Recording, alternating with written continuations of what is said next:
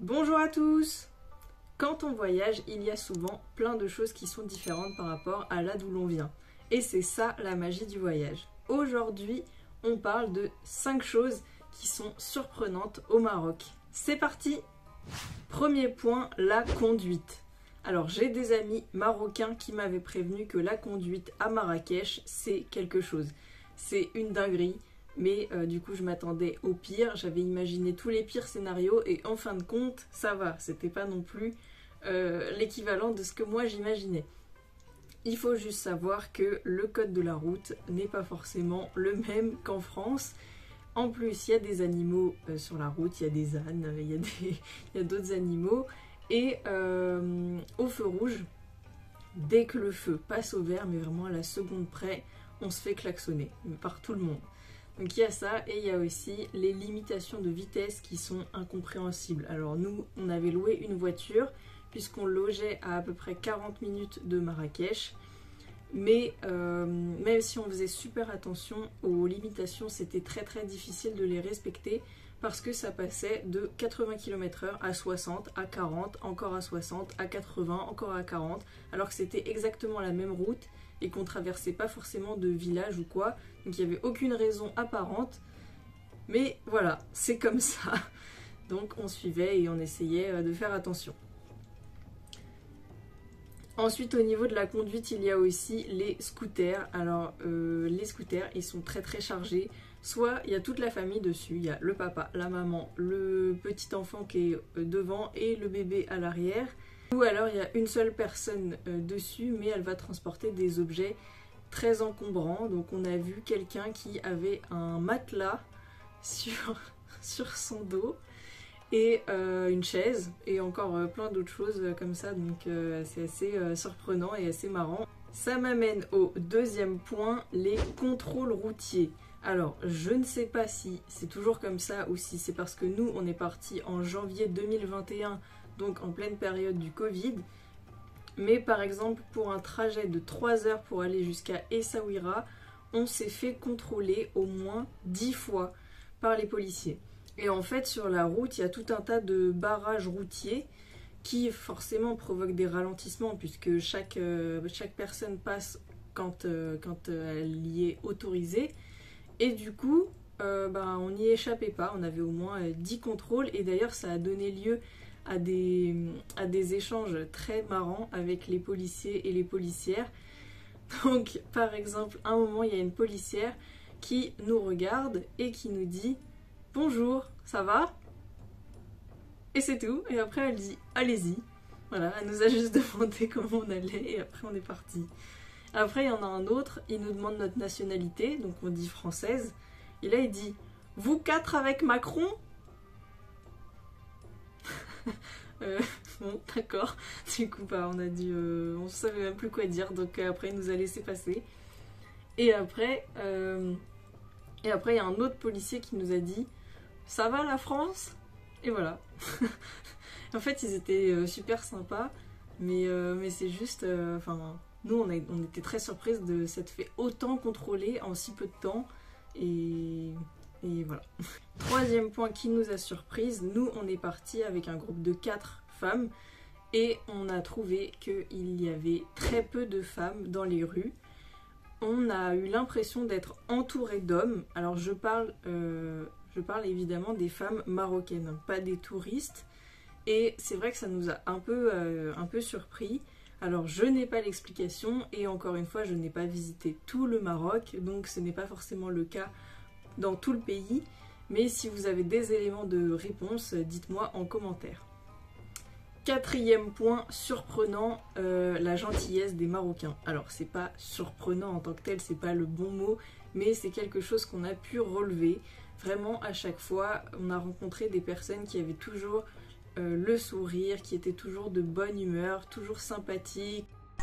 Soyez bienvenus à Marrakech, Marrakech d'Ourira. Qui était toujours là pour nous aider, nous conseiller, aussi quand on pouvait chercher notre chemin, voilà. Et après, voilà, il faut relativiser un peu les choses. Évidemment, dans les souks de Marrakech, c'était plus une relation on va dire commerciale.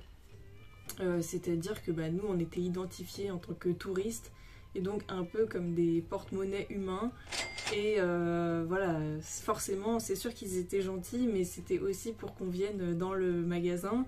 Et d'ailleurs, ça aussi, c'était très marrant, parce que en fait, ils entendaient tout ce qu'on disait. Donc même si on discutait entre nous tout doucement, on disait par exemple, oh tiens, il faudrait que je ramène, je sais pas moi, une paire de chaussures, ou il faudrait que je ramène des magnettes pour ma mère. Là directement, magnettes?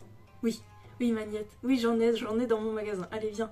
Après on disait, oh des épices, ah oui, oui, des épices, oui j'en ai, viens sentir. Il y en a même un qui nous a dit, oui c'est pas grave, viens dans mon magasin et on discutera du prix après. Bon, et puis en réalité, ce jour-là, dans les souks de Marrakech, on s'est un peu fait pigeonner. Voilà quoi, d'ailleurs, je pourrais faire une vidéo entière sur comment ne pas se faire arnaquer dans les souks de Marrakech. Bon, je suis mal placée pour parler, mais on pourra essayer. Dites-moi si ça vous intéresse que je fasse une vidéo sur ce sujet. Pour revenir à la gentillesse des Marocains, donc dès qu'on s'éloignait un peu de l'effervescence des grandes villes et qu'on allait plutôt dans les petits villages et au bord des routes, là les gens étaient vraiment très très gentils, très sympathiques et vraiment dans une relation de partage et avec une volonté de nous montrer tout l'amour qu'ils ont pour leur pays. Et ça c'était magnifique. Par exemple, on a fait une journée entière dans le désert d'Agafay où on a fait du quad. C'était magique. Bon, déjà les paysages sont incroyables, mais le groupe avec lequel on est parti était vraiment aux petits soins et voulait vraiment nous montrer les meilleurs endroits. Donc voilà, un moment on s'est retrouvé au bord d'un lac et après les 3 heures de quad, on s'est retrouvé dans un camp en plein milieu du désert et ils nous ont servi le thé. Ensuite, on a mangé un tagine maison et surtout, on a dansé tous ensemble pendant au moins 1 heure ou 2. En plus, on s'est retrouvés à ce moment-là au milieu d'une tempête. Donc forcément, on n'avait pas le droit de reprendre les quads à ce moment-là. Donc il a fallu passer le temps et ça se voyait que c'était vraiment la relation de partage et d'échange. Donc ça, c'était vraiment un moment magique. Et enfin, 5e point, la nourriture est incroyable. Franchement, ça devrait être interdit de manger des trucs aussi bons. On s'est régalé pendant tout notre séjour. C'était vraiment délicieux. On a goûté des tagines au citron, des tagines de bœuf, des tagines de poulet. On a goûté des pâtisseries marocaines. On a goûté des poissons, de la pêche du jour. On a mangé des keftas, des soupes. C'était... Je m'en remets pas, c'était incroyable.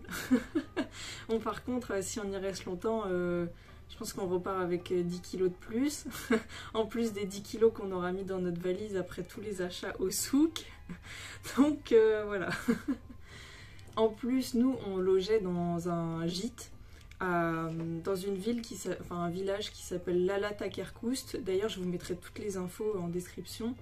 Et en fait, dans ce gîte, on prenait tous les matins le petit déjeuner et le soir, on dînait aussi sur place. Et chaque jour, on mangeait des trucs incroyables. Alors nous, on pensait qu'on mangeait plus de couscous, puisque c'est l'idée qu'on s'en faisait. Mais en réalité, on a mangé plus de tagine.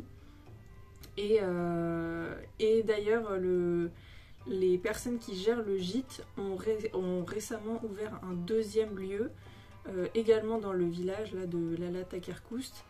Et il y a une piscine, et franchement c'est splendide, ça a l'air trop top, moi j'ai envie d'y retourner. Et pour 400 dirhams, donc ça fait 38 € à peu près, vous pouvez passer toute la journée avec entrée, plat, dessert, mais vraiment des produits de qualité. Et vous avez le transat, la serviette et tout ça pour chiller toute la journée au bord de la piscine. Mais c'est surtout la vue qui est incroyable. Parce que vous avez une vue splendide sur toutes les montagnes de l'Atlas qui ont les sommets enneigés.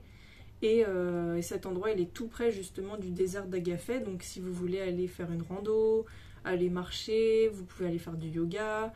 Vous pouvez, c'est là-bas que vous pouvez aller faire le quad aussi. Donc vraiment, n'hésitez pas, je vous mettrai les infos.